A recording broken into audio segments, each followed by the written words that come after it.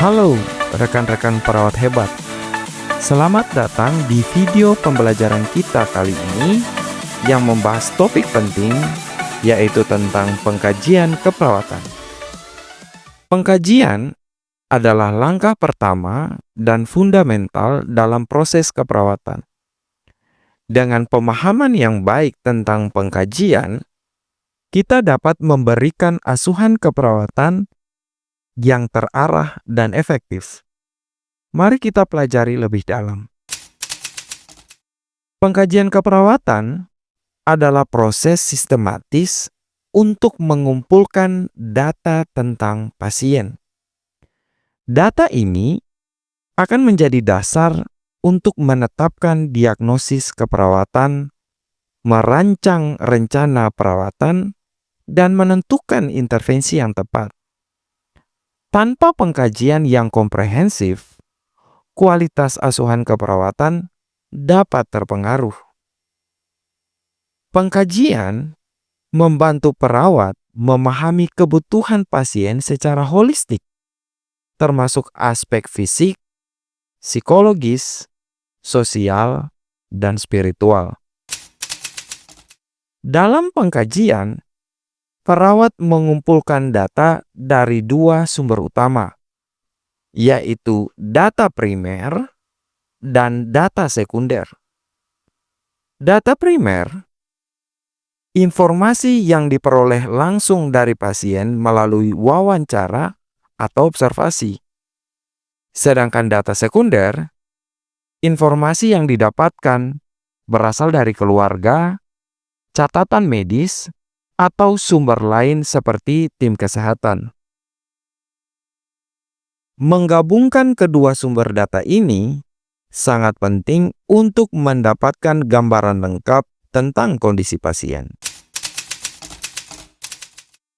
Data yang dikumpulkan dalam pengkajian keperawatan dapat dibagi menjadi data subjektif dan data objektif.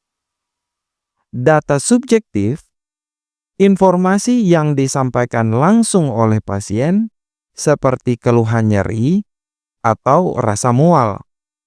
Sedangkan data objektif, informasi yang dapat diukur atau diamati oleh perawat seperti tekanan darah, denyut nadi, atau suhu tubuh.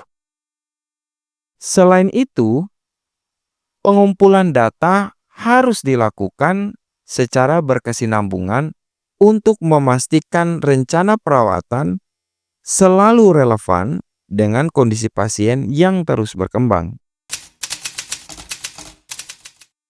Anamnesa adalah teknik wawancara untuk mengumpulkan data subjektif dari pasien.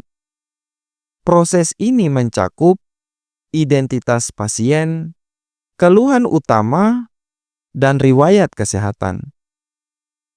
Identitas pasien berisi nama, usia, jenis kelamin, dan informasi demografis lainnya. Keluhan utama yaitu alasan utama pasien mencari perawatan. Sedangkan riwayat kesehatan termasuk riwayat penyakit saat ini, masa lalu, keluarga, dan sosial. Penting untuk menggunakan informasi terapeutik selama anamnesa. Ajukan pertanyaan terbuka untuk menggali informasi lebih dalam dan dengarkan pasien dengan penuh perhatian.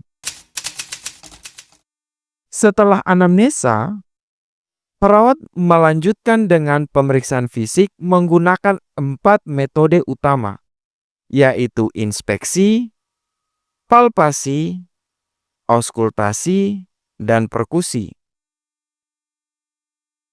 Pada metode inspeksi, perawat mengamati warna kulit, bentuk tubuh, atau tanda abnormal lainnya. Palpasi, yaitu meraba area tubuh untuk menilai tekstur, suhu, atau adanya nyeri. Sedangkan auskultasi, perawat mendengarkan suara organ tubuh menggunakan stetoskop seperti suara paru atau suara jantung. dan perkusi, yaitu mengetuk area tubuh untuk menilai keberadaan udara atau cairan di dalam organ. Setiap metode memiliki tujuan spesifik untuk membantu perawat memahami kondisi pasien secara lebih rinci. Pemeriksaan fisik dilakukan juga secara sistematis dari kepala hingga kaki, atau dikenal sebagai teknik head to toe. Berikut adalah tahapan utamanya. Kepala dan leher dilakukan pemeriksaan rambut, kulit kepala, wajah, dan kelenjar tiroid.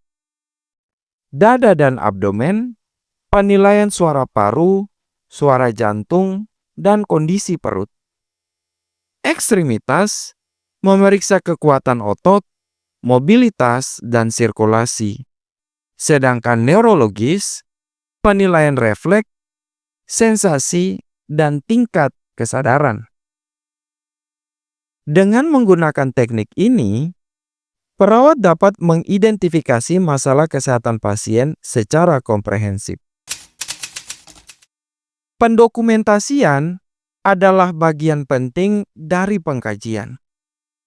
Data yang dikumpulkan harus dicatat secara akurat, jelas, dan berfokus pada fakta.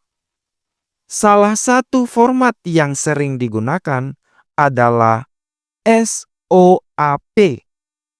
S adalah data subjektif dari pasien. O adalah data objektif hasil pemeriksaan. A. Analisis kondisi pasien. P. Rencana perawatan. Pendokumentasian yang baik membantu memastikan kesinambungan perawatan dan memudahkan koordinasi dengan tim kesehatan lainnya. Demikianlah pembahasan kita tentang pengkajian keperawatan. Dengan pengkajian yang komprehensif dan terorganisasi, Anda dapat memberikan asuhan yang terbaik bagi pasien. Terima kasih telah menyimak video ini, dan sampai jumpa di sesi pembelajaran berikutnya.